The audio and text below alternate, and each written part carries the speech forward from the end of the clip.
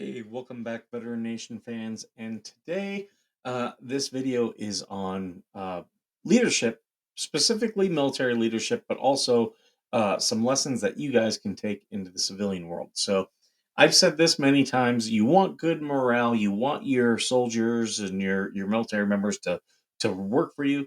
Three things you have to do: you don't mess with their time, you don't mess with their money, and you don't mess with their chow. And I don't even need to know. I know right now, all you the veterans that are watching right now are like, yeah, yeah, that's it. That's it. You don't mess with those three things. They're gonna perform for you.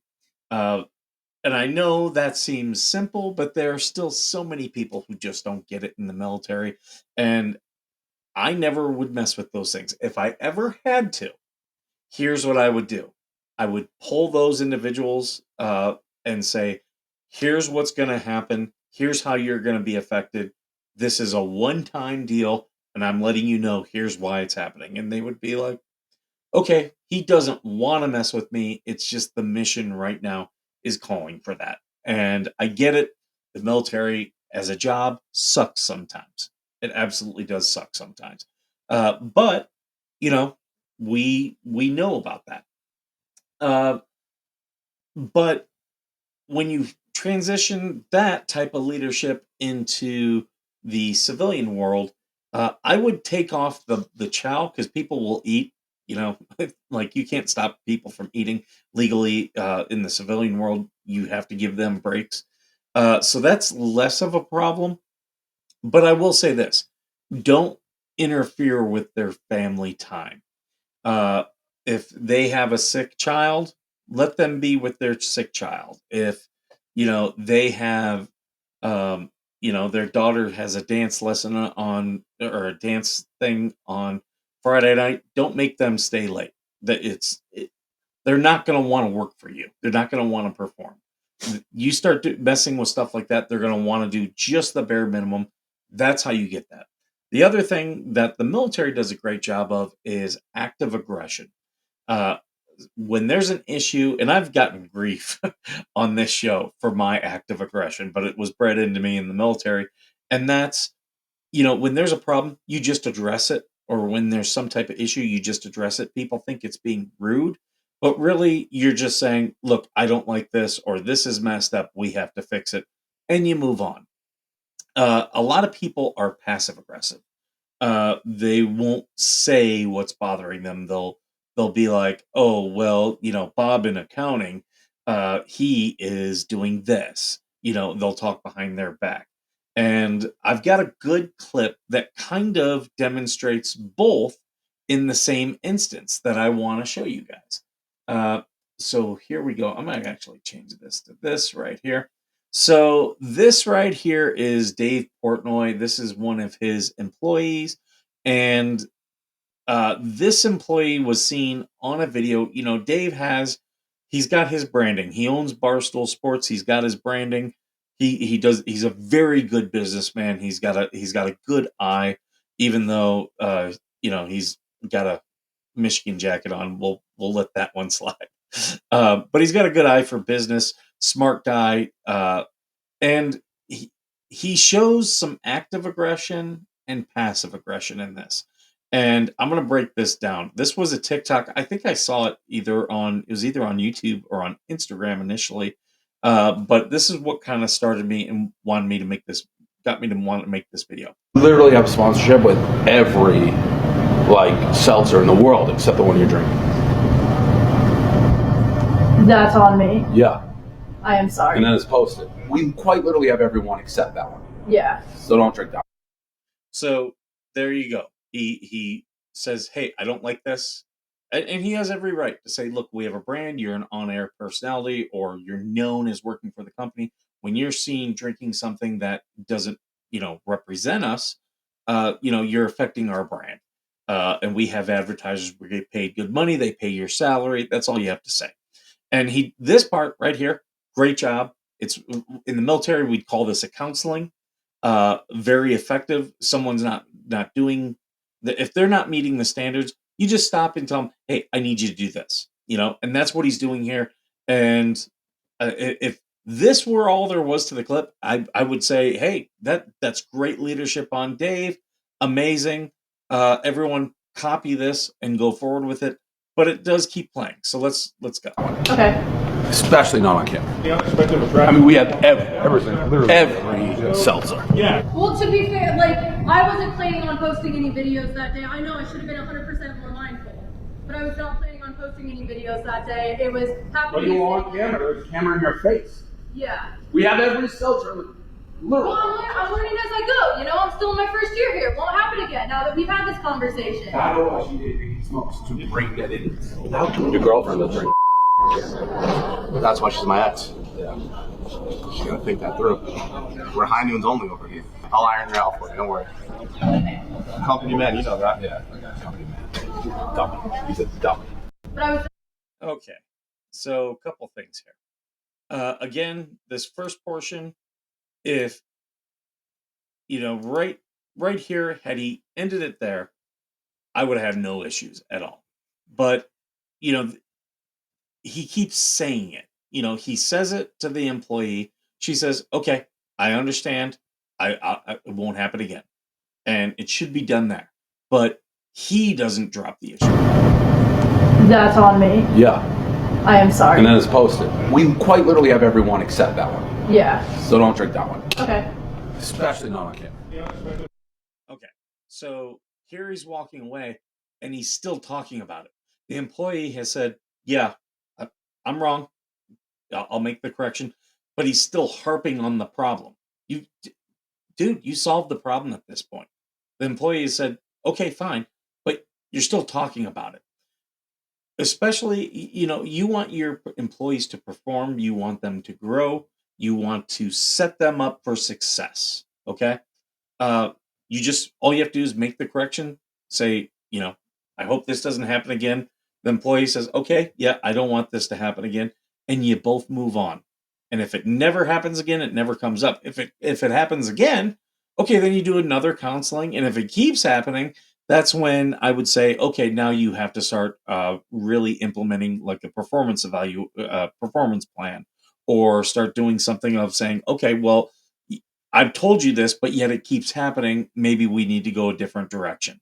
But see, he's walking away, and now he's gone from active aggression in a very good way to now he's going to be passive aggressive, and he's going to be still harping on the same thing that went wrong. I mean, we have every seltzer. Yeah. Well, to be fair. So she has already acknowledged I'm wrong, and he's still talking about it. So that's why this went from very professional and very well done to now we're getting into unprofessional. And now you have an employee who, you've kind of berated the employee. The employee said, "Okay, yeah, I messed up. Won't happen again." And you didn't drop it. So now the employee is like, "Okay, I have to defend myself." Like, I wasn't planning on posting any videos that day. I know I should have been 100% more mindful, but I was not planning on posting any videos that day. It was happening. But you on camera. So he's just put his employee in a position where the employee thinks they have to defend themselves, and he keeps coming back to it. "Oh, you're on camera. You're on camera. We got it." And I guarantee you that employee is like, "Yeah, I got it. Okay, let me correct the problem, and we'll be fine." Camera in your face. Yeah. We have every seltzer. Literally. The employee made a mistake. They acknowledged the mistake. And they're going to work on it. Why are you still talking about it, dude? I'm learning as I go. I'm still in my first year here. It won't happen again now that we've had this conversation. I don't know what she did. He smokes to break that in. How can your girlfriend will drink? Okay, so he walked away. He was still talking about it. Passive aggressive. Like, still talking about it. It's like, dude, you made the correction. Let her go forth. At some point, you just got to get past things. And now, this is a biggie for me. This thing that's coming up right now. This is him more passive aggressive. He went to the employee direct, one-on-one. Great. But now what's he doing? Now he's going to others, and he's trashing that employee to others. That's why she's my ex. Yeah. She's gonna think that through. We're high noons only over here. I'll iron her out for you. Don't worry. So it's also this guy's ex. This is very unprofessional. And I hope this video gets to Dave because I really do like Dave, and I think he's a very bright guy. But not everybody's a perfect leader, including myself. We can all learn for things. That's why I'm doing this. It's a learning experience. Uh, but you should never go to other employees and talk smack about them. It's one thing to talk to that person's supervisor. If he wanted this guy to correct her, uh, if this guy that he's talking to in the like weird coat, the Navajo coat, looks like a Navajo blanket to me.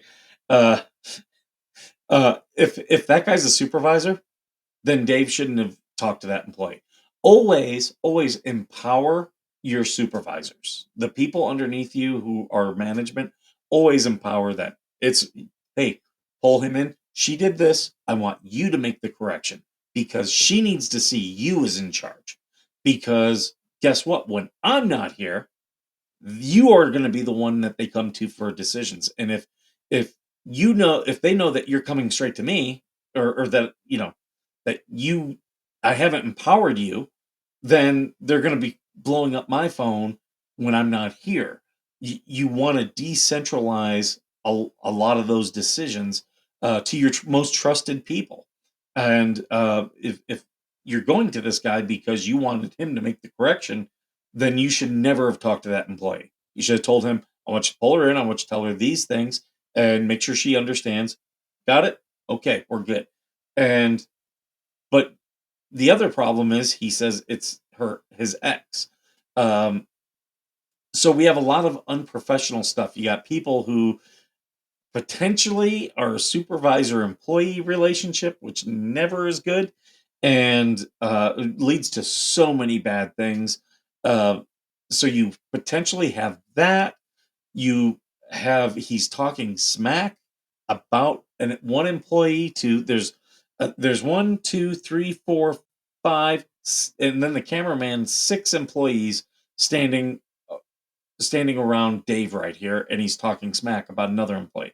That's not a healthy work environment. That's a toxic work environment when that happens. Um, a lot of guys like to do this because they want to know that they're in charge. And then here's the last thing. Company man, you know that. Yeah, company man. Dummy. He's a dummy. But I was not planning on posting. So there you go. Yeah, calling your employee a dummy, um, not not a very good thing. Why is this doing weird stuff? My ticker is not up there. Things are really weird with this today. But there you go.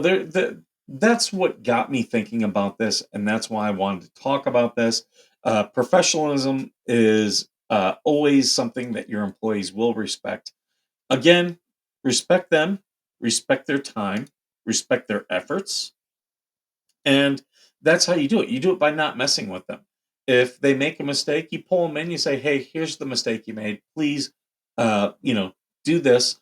Um, Especially if you're a new employee less than a year there, there's people are gonna have hiccups. They're gonna have a learning curve, and that's okay. Um, you want them to be as successful as possible, and that doesn't come from micromanagement. It doesn't come from you constantly harping without giving them the opportunity to correct themselves and fix whatever the problem is. And it definitely is not going to happen by then talking to other employees. They're just going to look at you and be like, that dude's such a bitch. They literally will. And it doesn't matter if you're the CEO of a company or if you're, just the shift supervisor. It doesn't matter at all. Uh, and this is the good thing. So if people are watching and you want to know, why should I hire military people? This is actually a really good reason why. The military, it is a really great managerial um, training program. Everyone in the military will eventually get to a management position, whether they manage, two or three people, or whether they manage, thousands. You will move up, and as you do, you get more responsibilities, more people. So the military is a really great way, and we teach counseling. So going to an employee and saying, you are not meeting the standard. This is the standard. Do you have any questions? And if they have questions, go ahead and answer them. And we always used to say, always end on a positive note. Start on a positive note, end on a positive note. Hey, we brought you in here. I think you're doing a really good job. However, this thing right here happened. We need you to correct that. Uh, Other than that, I think you're doing great in these areas here. Keep up with that, and yeah, we'll do great together if you just make that correction. Um, Counselings are very invaluable. I've fired tons of people throughout my career. I've never fired someone who didn't know it was already coming. Every time I fired someone, they were coming in, yeah, I know we've talked, and am I get most times it's, am I getting fired today? Yes, you are. Okay. Thank you. I appreciate it. It literally becomes that easy.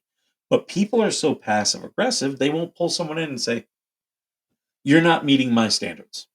And that's okay. So people have different standards. If you're the new manager, maybe the last manager had different standards. And it's your job to communicate, this is what I expect. And honestly, if you come into a situation where you manage people, you should clarify that right from the get-go. Hey, I have to do this, you have to do this. Any questions? Okay, let's have a great working environment. And what you find, the worst managers are the ones who don't communicate that, or communicate it after you've already made a mistake, and don't let the mistake go. They just keep harping on it. They talk to other employees, all the things that we saw in that video. The first half of it, Dave did an amazing job. Amazing job. And had he just stopped right there, I would have been like, wow, Dave is definitely someone I would want to work for. But because it kept going and I saw all those other things, really, and here's the other thing, counseling, like, I would never correct my employee on camera, uh, other unless if I was doing it for a learning or documentation experience, not for mass consumption. Uh, and if you are doing a learning experience, you have that one-on-one conversation. Then, hey, uh, later on, would you mind talking to everyone about how I corrected you and you have taken that correction and now implemented it? And now we all can learn, you know, doing something like that, that allows that employee to show, hey, I learned something. I did something wrong. I learned. And that's a great example for everyone. And this is how you'll be treated with respect if you do it that way. But yeah, the it started off very respectful and then just kind of went downhill. So that's my critique and how I see things. The military taught me well on some things. Some other stuff had to be, rammed into my head more than a few times. But that's something that you can absolutely learn from, and I hope people do watch this and take something from it. Other than that, thank you all for being here, and as always, thank you from for being worth serving.